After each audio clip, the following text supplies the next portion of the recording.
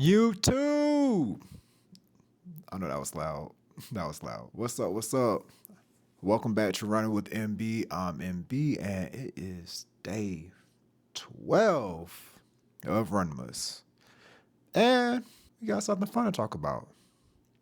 As you know, if you remember the last videos, we discussed base mileage, we discussed marathon and prepping for all that. So today, we're going to discuss time on feet. And whether you're training for your first 5K or just running around the block for the first time, these fundamental terms are their secret sauce. So let's jump right on in. So, what is time on feet? It is simply the total duration you spend running and or walking during a single training session. The goal is the duration, not the final distance on your watch. For example, instead of saying you're going to run 3 miles, you shift that and say you're going to run 30 minutes. A simple shift in this mindset is incredibly powerful, particularly to new runners and those coming back from injury. Why is time on feet often superior to pure distance?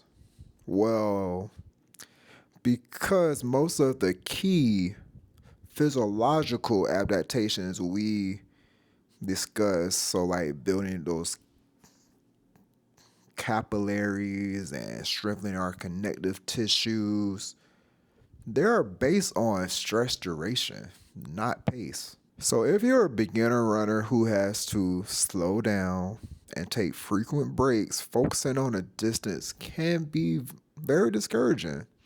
Like I remember we had if you run with Atlanta Run Club on Saturdays, the first Saturday each month we normally do the donut run. I remember we did like a donut tour. So instead of just going to one donut shop, we went to like 5 of them. And I remember it was a new person that day. It was a couple new people, and they decided to go on the tour.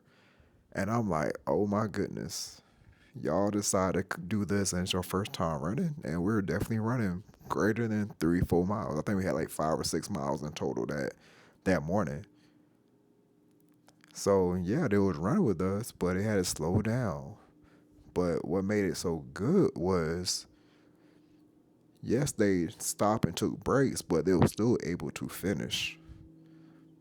Like, yes, you have people that are speed demons, but since we stopping so much, like you're gonna catch back up with the crowd. So essentially, you're focusing on that time on feet. You're still getting that base mileage. You're just conditioning your body to handle that sustained stress regardless of your pace. And here's another example. I have numerous friends who ran half marathons and full marathons. I can bring up Aziza. She ran Brooklyn Marathon back in May. It was a very tough race.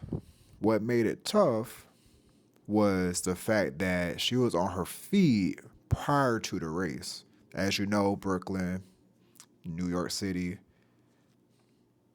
like usually before races, you might want to hit like a shakeout race or a shakeout run and call it a day. You don't want to put extra like steps. Like, yes, you're just walking, but that's extra time on your feet. So you still got a whole half marathon, which is going to be like 2 hours plus, depending on like your pace. So if you're on your feet the whole day before, let's say you go to the expo, you go to a shakeout, oh, you gotta run over here to get dinner and lunch, run over here to see some family, you may have already put about 8 miles on your feet before you even get to the race. And that's extra stress that you don't want for your race. But we're talking about training. So, this is a great way to eliminate ego running. Because you remember on day, what was it, 5, we were talking about the easy runs, and you don't want to run your easy runs too fast. And I know some people say they can't run slow, like their body has to go fast or a certain tempo, or you gotta make sure your Strava appears to be something because you don't want to look like you're a slower runner.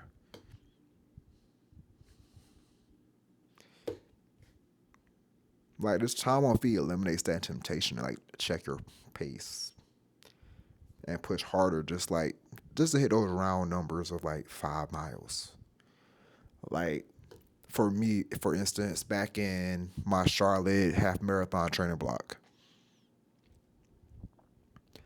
I those speed workouts was just they were brutal for me for some reason. I just could not hit some of those distances, some of those paces at the required distances. But in my head, oh, especially with like my progressive long runs. But so we had so many long runs uh Running Branch, Lululemon had their Running Gives campaign. Uh, what is that? Something just pop up on my my PC. I was like, what is that? Um, but I I pretty much said F those like those paces and just got the miles. Like I mainly only care about the miles. So when I think I had I think it was my peak week, I had 15.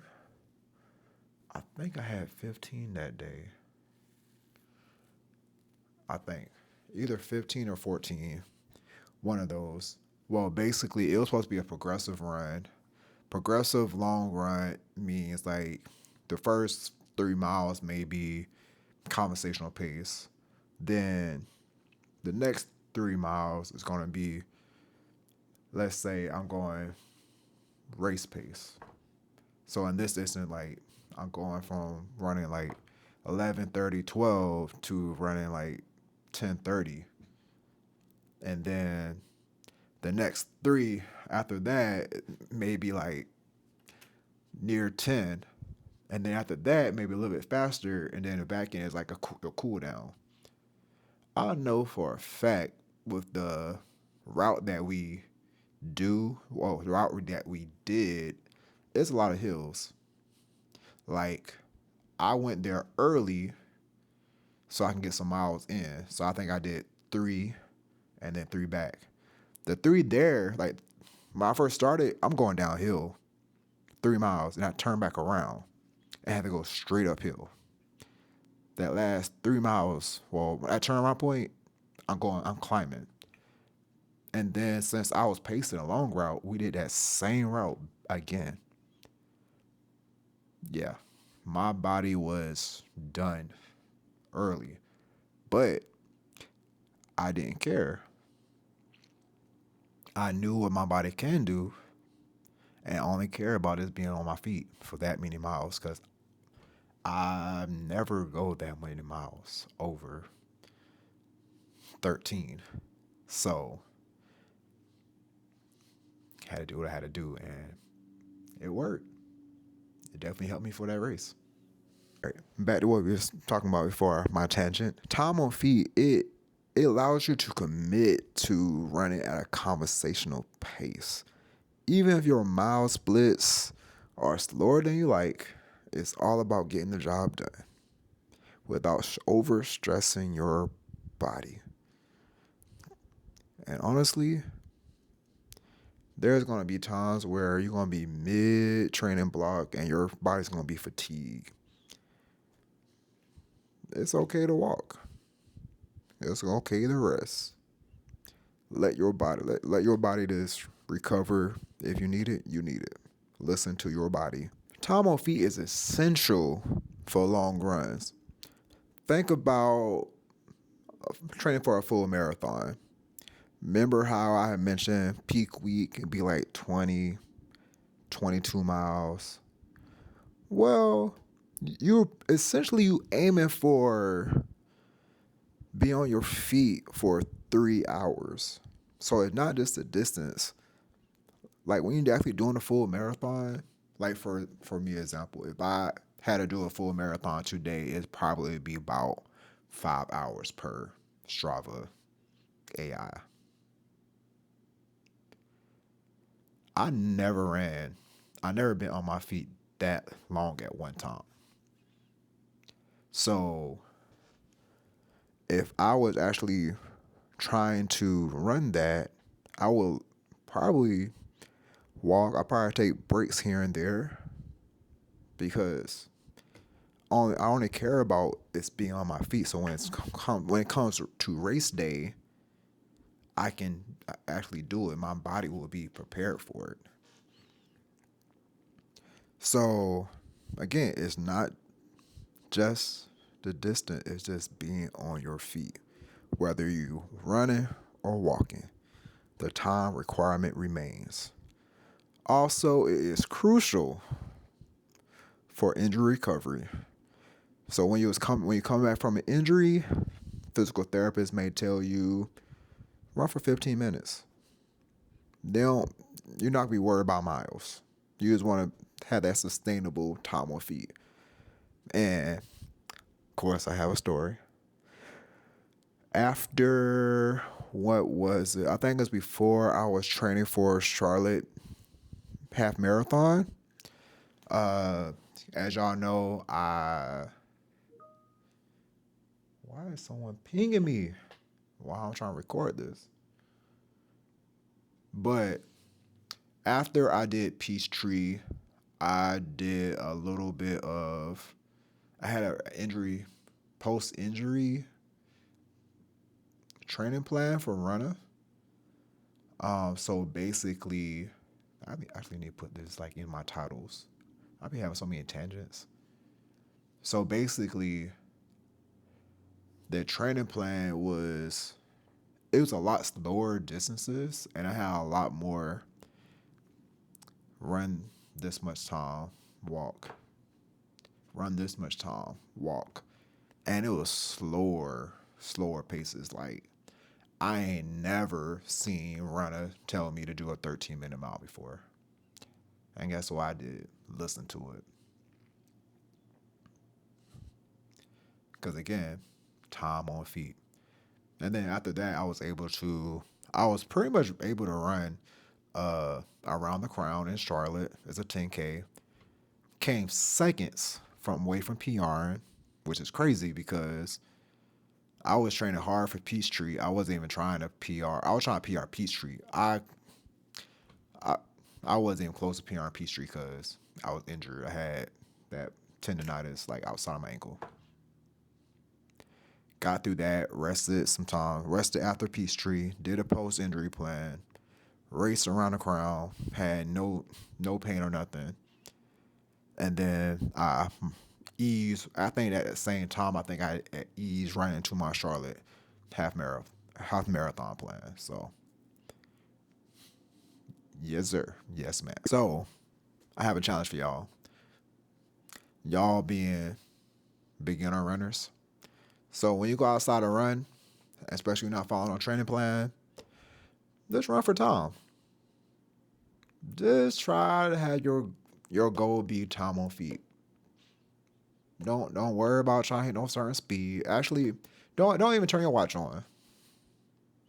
Don't even bring the phone. Don't even bring the Nike app, the Strava app. Nope.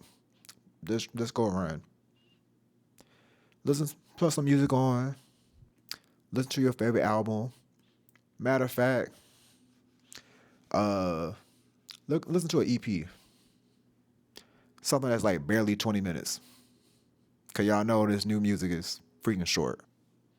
Get out there, see how it is. See how you feel afterward. Also, after you do that, let me know in the comments after you subscribe. Do you usually train by time or by distance? I'm assuming you usually train by distance, but let me know in the comments. And will you actually start caring more about being your time on feet? Hmm, hmm, hmm. I gotta find, I gotta find a sound for that one day. All right, enough of me yapping. Like I'm still on the clock technically, and actually I want to take a break from work. I've been working nonstop. It's been a long week. It's only Tuesday. Oh my god. But tomorrow's day 13 of Runmas, and I think we're talking about the warm up. So something that's pretty important that you should be doing. Um, so yeah, find me here tomorrow talking about the warm up. Talk to y'all later. Deuces.